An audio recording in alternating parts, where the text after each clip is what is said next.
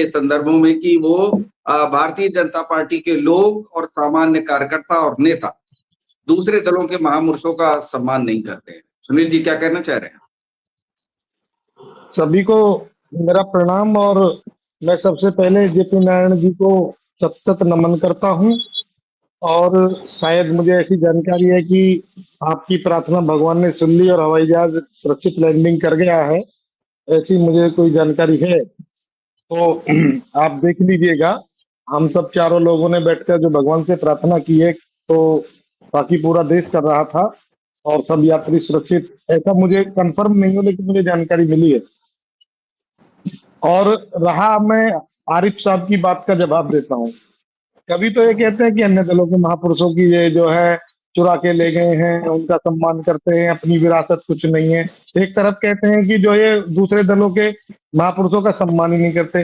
माननीय मुलायम सिंह जी का जितना सम्मान हमने किया, बुरा मत मानना आरिफ साहब, उतना सम्मान तो उनके परिवार के लोगों ने नहीं किया। उन्हें पद्म विभूषण किसने दिया? अरे हम तो माननीय मुलायम सिंह जी को कितने आदर और सत्कार के साथ बोलते हैं कि आपके दल के नेताओं ने उनके हाथ से माइक तक छीन लिए। आप क्या बात कर रहे हैं हबीब साहब? यहाँ वरिष्ठ लोग बैठे हैं, जानते हैं।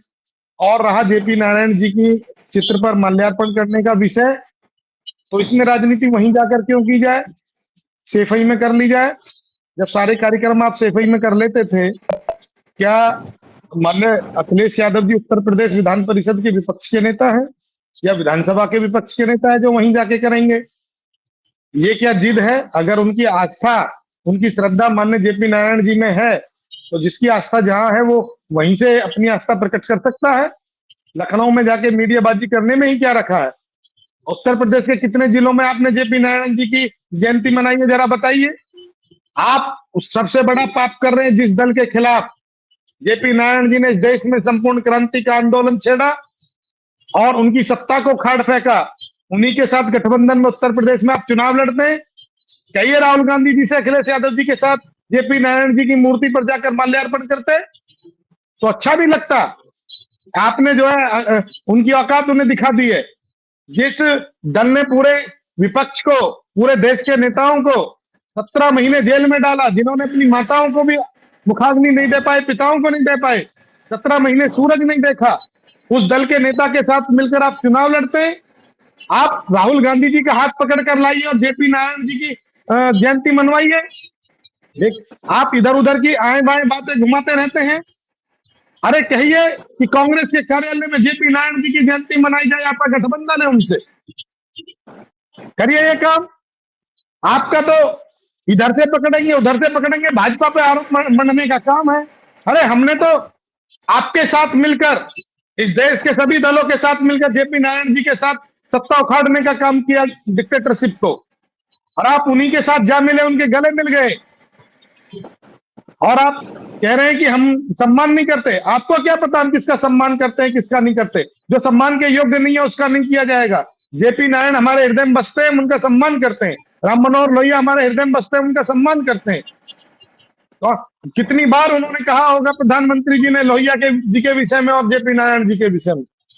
कितनी बार तो आपके नेताओं ने नहीं कहा होगा। आप जो है बताइए ना, मुझे डाटा दीजिए, उत्तर प्रदेश के कितने जिलों में आपने अपने आदर्श की जयंती मनाई है? और राहुल गांधी जी को कब लेकर आ रहे हैं जेपी नारायण जी की जयंती मनवाने के लिए? बताइए, अगली बार लेके आएंगे या अभी कल उनसे माल्यार्पण कराएंगे? सुनील जी, आरिफ जी कुछ कहना चाहते हैं। हम उत्तर प्रदेश टाइम्स के दर्शकों को आभार व्यक्त करते हैं। उनकी दुआओं से एयर इंडिया का विमान रीची हवाई अड्डे पर सुरक्षित उतर गया है। सभी यात्री सुरक्षित हैं और भारतीय नागरिकों की दुआओं से सभी 140 यात्री सुरक्षित एयरपोर्ट पर लैंड कर गए हैं। बाकी कुछ लोगों की जांच पड़ताल हो रही है, क्योंकि इतना हाई इशू था तो कुछ लोगों की मेडिकल जांच पड़ताल की जा रही है जो यात्री थे, लेकिन जहाज सुरक्षित लैंड कर गया है। आज हिंदू मतावलंबी या सनातन धर्म के हिसाब से आज नवरात्रि है, सिद्ध दात्री कहा जाता है देवी को, तो शायद उनकी दुआएं सुनी गई। और इस्लाम मानने वालों ने भी इस वक्त मगरिब की नमाज पढ़ी होगी तो उन्होंने भी दुआएं की होंगी कि यात्री सुरक्षित उतरे। क्योंकि 2 घंटे से ये हाईटेक गंभीर जीवन पर खतरा मंडराता हुआ चल रहा था और इससे भारत की एयर सर्विसेज की सुरक्षा और उनकी मुस्तैदी भी साबित हुई है कि भारत में हवाई यात्राएं पूरी तरह सुरक्षित हैं। कभी ऐसी स्थिति आएगी तो भारत सुरक्षित लैंडिंग करा लेगा। आरिफ साहब, हम लौटते हैं जेपी आंदोलन की तरफ और जेपी के पुण्यतिथि पर माल्यार्पण को लेकर हुए राजनीतिक बावेला को लेकर